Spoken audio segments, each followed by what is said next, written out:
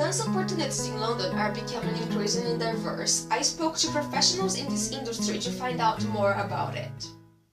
Dancers at the moment have a lot of opportunity if they realise that versatility is really important. It's not just good enough to train in one genre of dance. A lot of dancers say that they are commercial dancers. And I understand that in terms of, you are making money out of the dance form that you're doing, but commercial dance is not a dance style. There are dance opportunities that exist outside the stereotypical dance industry. For example, in press officer for dance companies.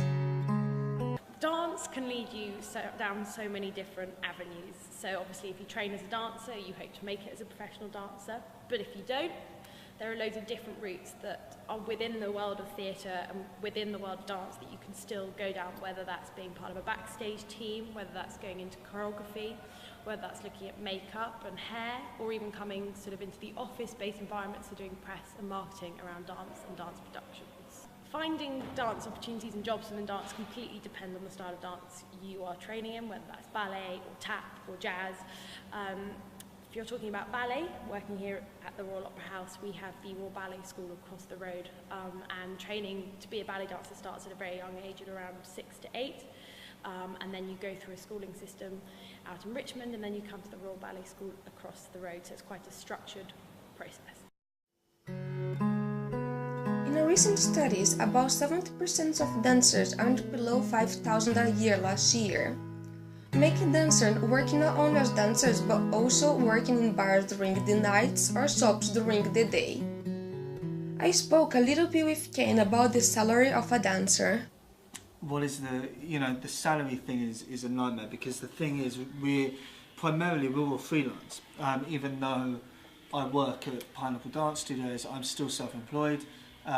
It's still based on how many people I get in class. So as a teacher, it can vary from £25 an hour to, if you're working at a high level, you can get hundreds upon hundreds of pounds as a workshop. So it kind of varies, but as a working dancer, realistically, you shouldn't be working for less than £200 for a rehearsal and £350 for a shoot day. That's the equity minimum, I think, is mildly different. But it's the hard thing to say what salary is, because we're all freelancers and we're all self. So it's quite difficult to say, really, and it's depending on opportunity. Dancers aren't being paid, in my opinion, what we should be, and that's something that is seen on a very wide scale, from choreographers not being paid what they should be, to directors, to producers, etc. So the basic salary for a dancer, that's a really hard question to kind of answer. In the world of dance, it's not all about just dancing. The industry is made up of beauty professionals, set designers, costume designers, hairstylists, makeup artists, press officers, and many more. So whatever it is you're passionate about, there will be a job for it in the dance industry.